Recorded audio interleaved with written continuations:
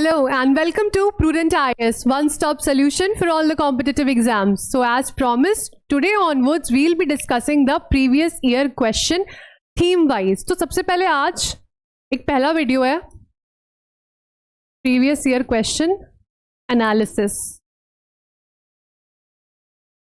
अब बहुत से बच्चों को मैं मेंटरशिप हो या वैसे भी सजेस्ट करती हूँ कि कोई भी टॉपिक पढ़ने से पहले उसके प्रीवियस ईयर क्वेश्चंस को देख लीजिए.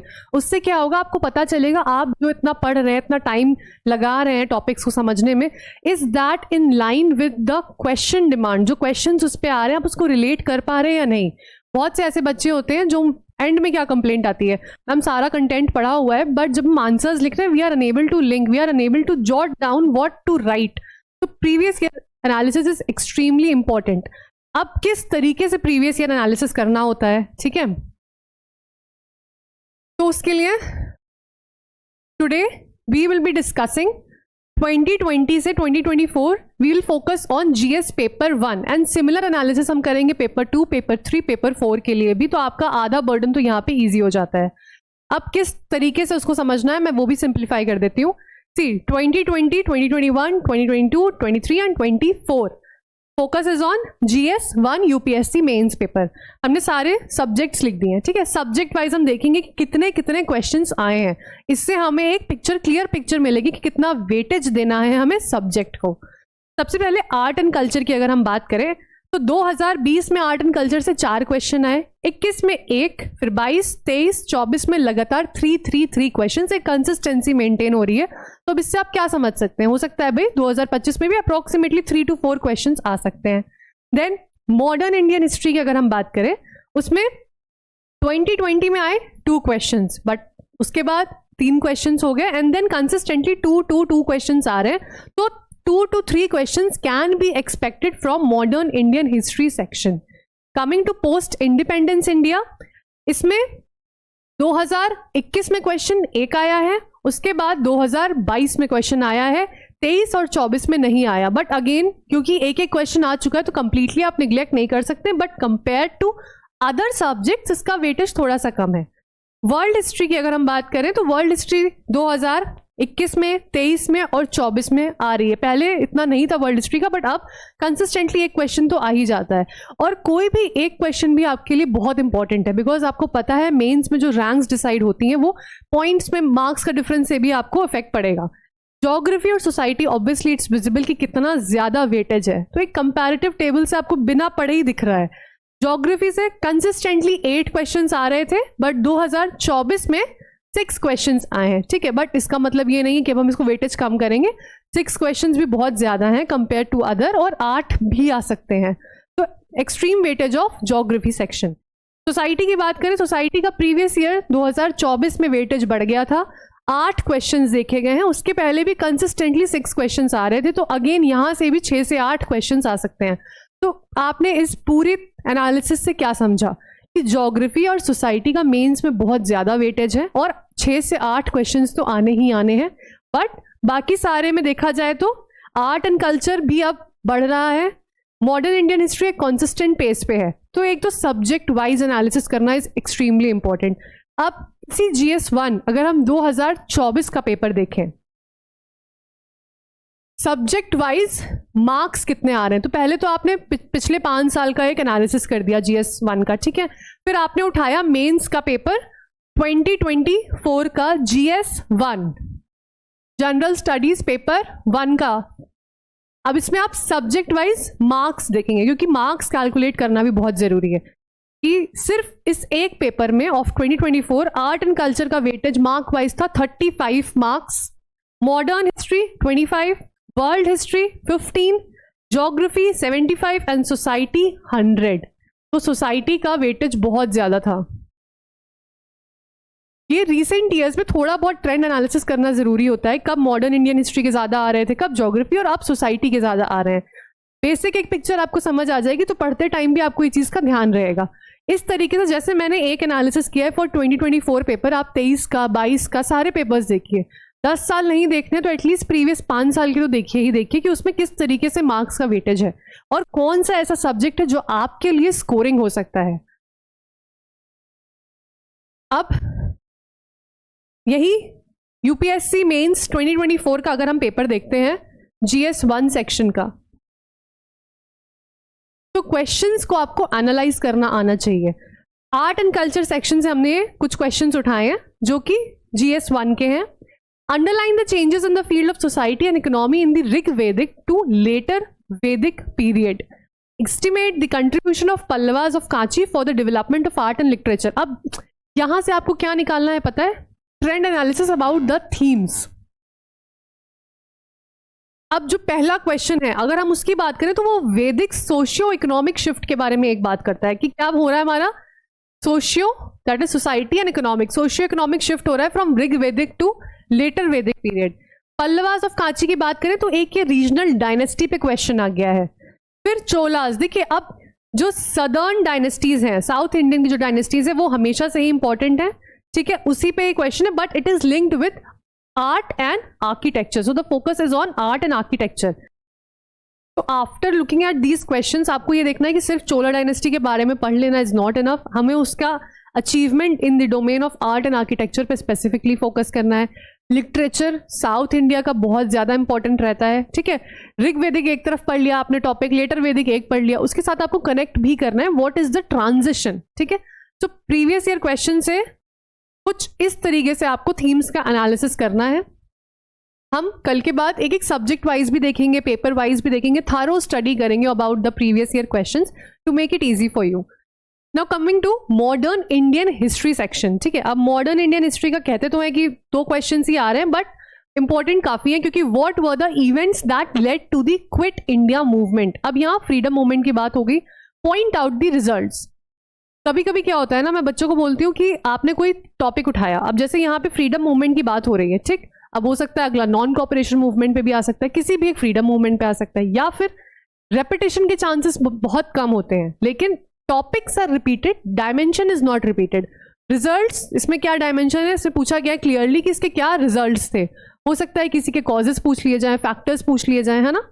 तो what theme we got from this is freedom movements, that it is important for mains. How far was the Industrial Revolution in England responsible for the decline of handicraft and cottage industries in India?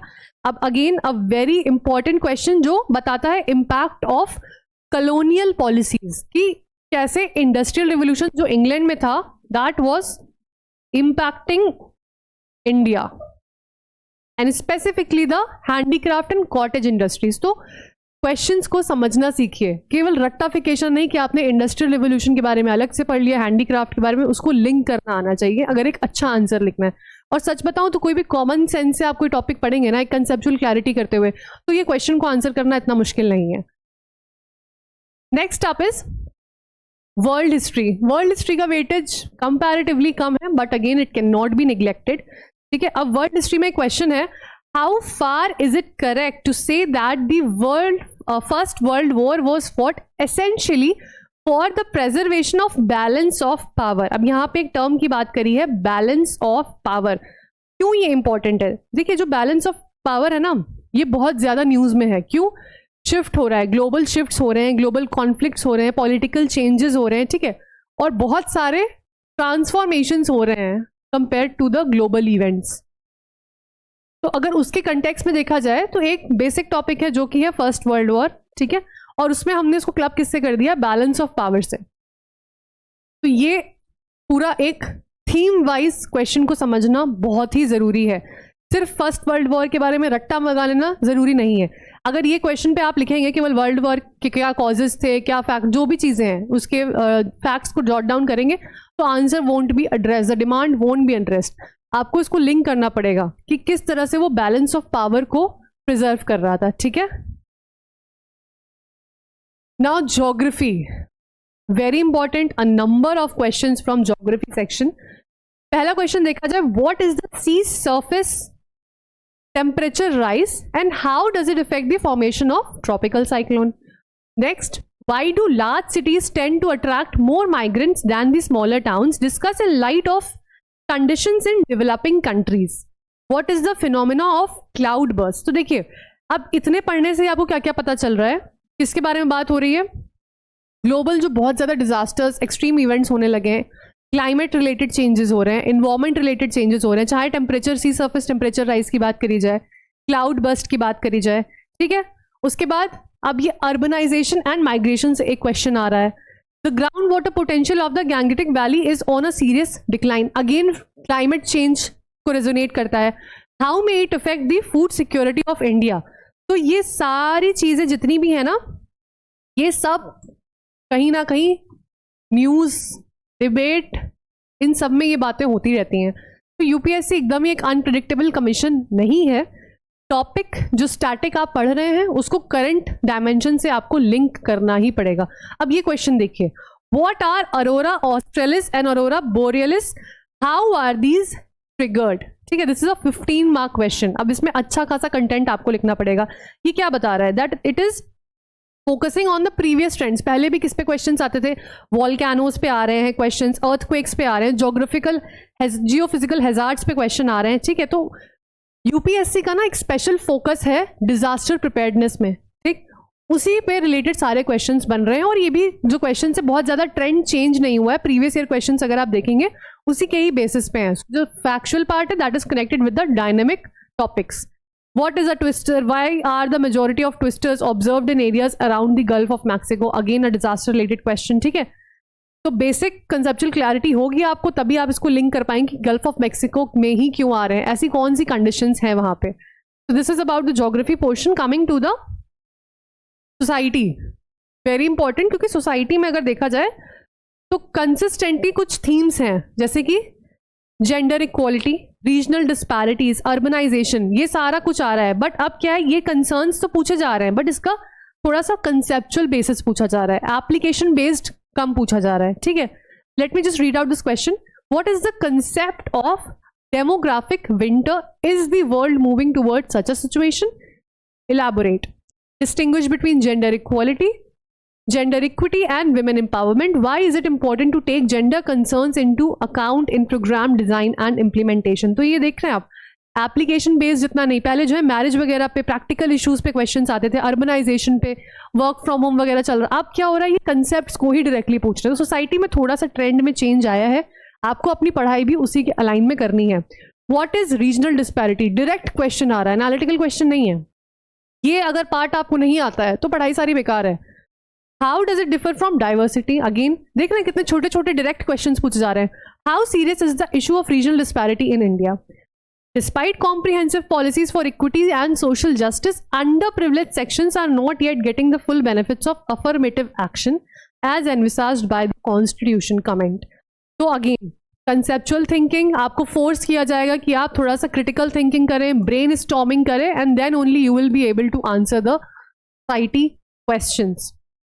अब इस पूरी exercise को करने में क्या हुआ, देखिए कुछ बच्चों को ये इससे हेल्प मिल रही होगी, कुछ को समझ ही नहीं आ रहा हो किस तरह से अभी भी हमें काम करना है। तो take step by step process, एक एक पेपर उठाइए, ज़्यादा नहीं है, आप एक सब्जेक्ट के क्वेश्चंस को पढ़िए। आपने कोई टॉपिक पढ़ा, फॉर एग्जाम्पल आप जेंडर के बारे में पढ़ रहे हैं, राइट, सोसाइटी में जेंडर सेक्शन। अब जो भी आपने मटेरियल, कोई भी सोर्स हो आपका, किसी इंस्टीट्यूट का सोर्स है, आपका खुद का पर्सनल सेल्फ स्टडी है, स्टैंडर्ड बुक्स हैं, तुरंत आपको देखना है 2024, 23, 22, 21, 20 एटलीस्ट पिछले 4-5 साल के पेपर में जेंडर पे क्वेश्चन क्या आया है और क्या उस हर टर्म का मीनिंग आपको पता है कि नहीं पता है। अगर नहीं तो just note it down and know about it. ये क्वेश्चन देखिए डायरेक्टली रिपीट नहीं होते हैं ना, प्रीवियस ईयर क्वेश्चन से हमको क्या पता चलता है, एक तरीका, किस तरह के क्वेश्चन आ रहे हैं, डायरेक्ट हैं, एनालिटिकल हैं। डायरेक्ट क्वेश्चन आ रहे हैं तो किन टर्म्स को ऑलरेडी कवर कर लिया गया, वो रिपीट नहीं होंगे, बट उसके आसपास जो भी चीज़ें उससे रिलेटेड सिमिलर टॉपिक्स हैं वो पूछे जा सकते हैं। तो all in all previous year analysis कोई 15 मिनट की एक एक्सरसाइज नहीं है, आपको कम से कम उसे अच्छे से 1-2 घंटे देना है। स्टार्टिंग में take it as an investment. अगर स्टार्टिंग में प्रीवियस ईयर क्वेश्चंस आपने पढ़ लिया, एक ब्लूप्रिंट आपका तैयार है, तो आगे की पढ़ाई करना बहुत आसान हो जाता है। So please do not neglect this. Anyways, we'll be helping you out. We'll be coming with GS2, GS3 and GS4 analysis as well. I hope this video helped you. We'll be back with another interesting video tomorrow. Thanks for watching.